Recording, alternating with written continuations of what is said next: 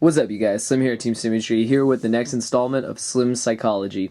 Now, I've decided instead of doing another one on like one of the mainstream decks right now, I've decided to do something a little different. As you guys can tell from the title, this is called Picking Your Line of Defense. Line of defense, is just a term for what are you going to have that's going to protect you? And of course, it comes in the form of trap cards. And as you guys can see, I've laid out some of what I think are probably the most played trap cards in this game. I might have forgotten a couple that other decks run, but for the most part, these are the traps you're going to run into whenever playing against or with a main meta deck. They're either mained or they're in the side deck.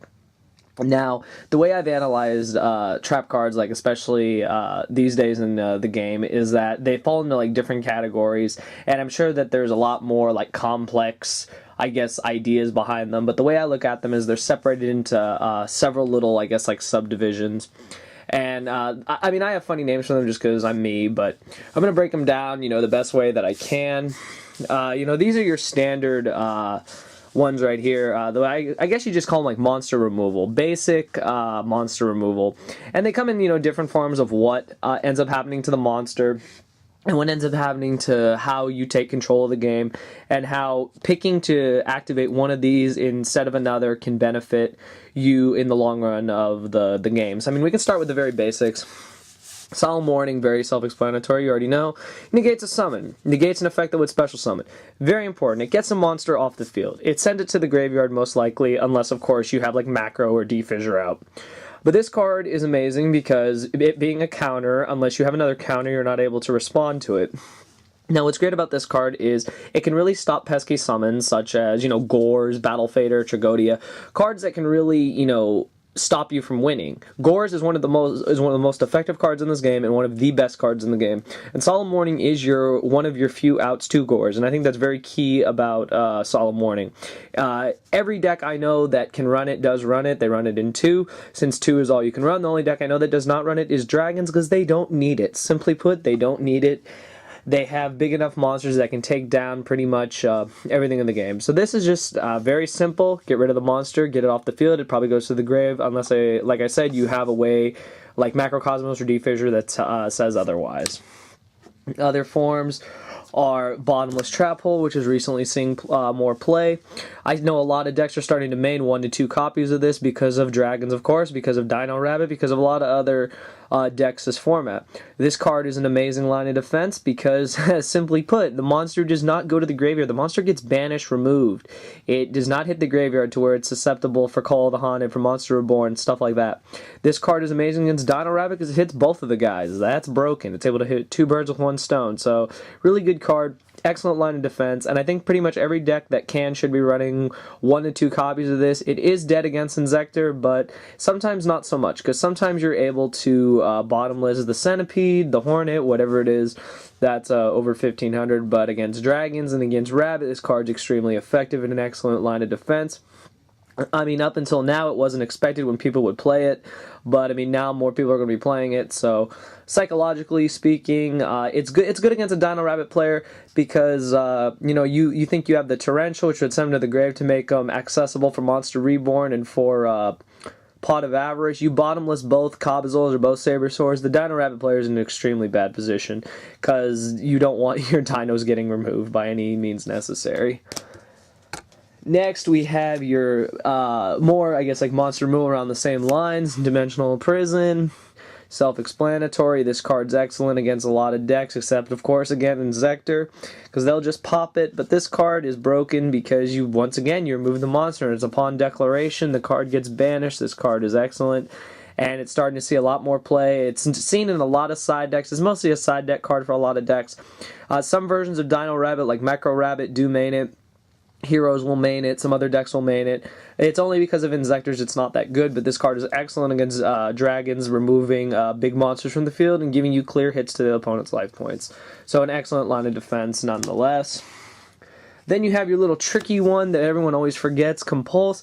Now Compulse can be argued it's not really monster removal, but in a way it kind of is. You're getting the monster off the field, hence removing it, plus you take away an exceed, you're sending it back to the extra deck, the materials going to the grave, you are removing monsters from the board at that time. So this card's still really good, it's still very versatile. Some people tech one in, some people side deck it. I think it's just a really good card in general, because it's another way to go for game where your opponent will set a monster, you'll end phase compulse, and if you have enough damage on the board, you will push for game and say fuck it.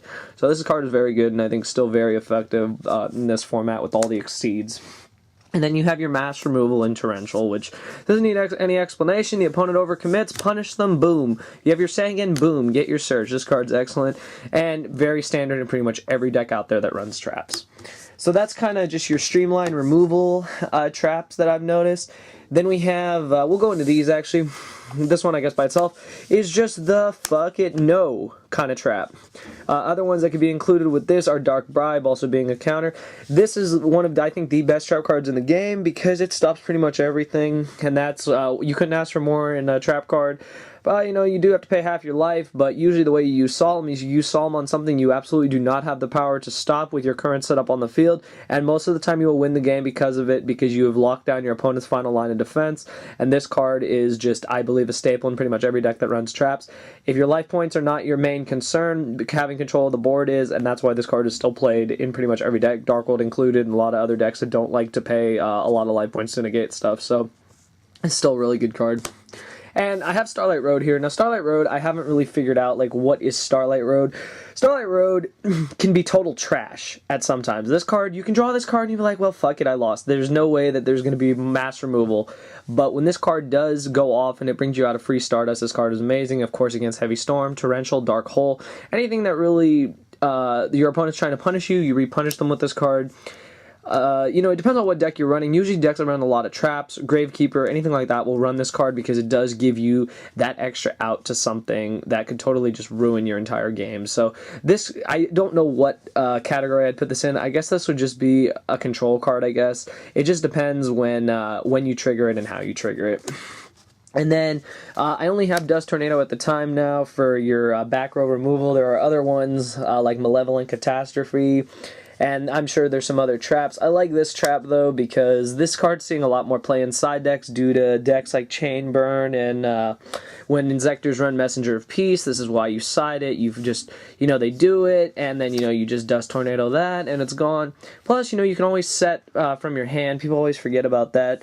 You can set a spell or a trap. That's a little effect people forget. It's like, why not set it? Your next turn, you can activate it. So, this card's really good. This would just be more streamlined removal, but removal of the back row this time instead of just the monsters. And then I guess like the last three traps I want to talk about are, I guess, kind of like control and lockdown traps. Fiendish Chain, very good card. I think a lot of people are underestimating how effective this card still is. Inzectors are still around. Every deck out there there's a time in the game where you don't want that monster to attack. This is what takes care of it. You Fiendish Chain them, they can't attack. You're able to buy a turn or two before they MST or they do something crazy to get the monster and leave your chain kind of like null and void, but I feel this card's still really effective. It's amazing against Inzectors. It's another effect Veiler, plus it locks them down from attacking. Really good card in general. And this is like a control card. You control the opponent because they're not able to attack, and you take away their effects. So at the same time, you're like benefiting yourself in multiple ways. So I think this card's still really good. It is susceptible to Fiendish Chain. It is Fiendish Chain. It is susceptible to Forbidden Lance. It is susceptible to MST, but still, it's just a really good card in general, and a very control-based trap card. Macrocosmos, control all the way. You already know you use this against, chaos. You use this against, chaos-based decks, Chaos Dragons, Inzectors especially. This is a total lockdown card.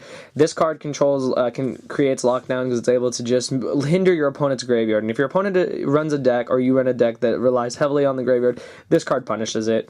And this card makes so every card gets removed. So this really does have a very, very, very powerful control aspect of the game, and still very effective. It locks down hand traps as well. So that makes this card an excellent line of defense if your deck is not a deck that needs the graveyard to win. So just an amazing trap, an excellent line of defense in itself. And then I guess like the last kind of trap to talk about is a control line of defense within itself. in the sense that Royal Decree, being a trap, locks down traps.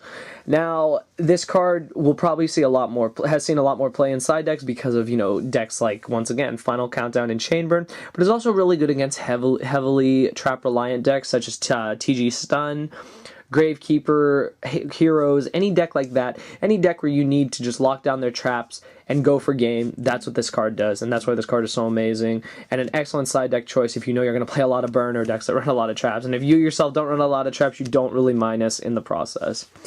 Now, the whole point of this video was just to talk about a lot of the best type of traps to use, and then when it comes to the basic lineup, it's what are you supposed to pick? A lot of people are still wondering, should I run 2 torrential? Should I run 2 bottomless, 2 deep prison?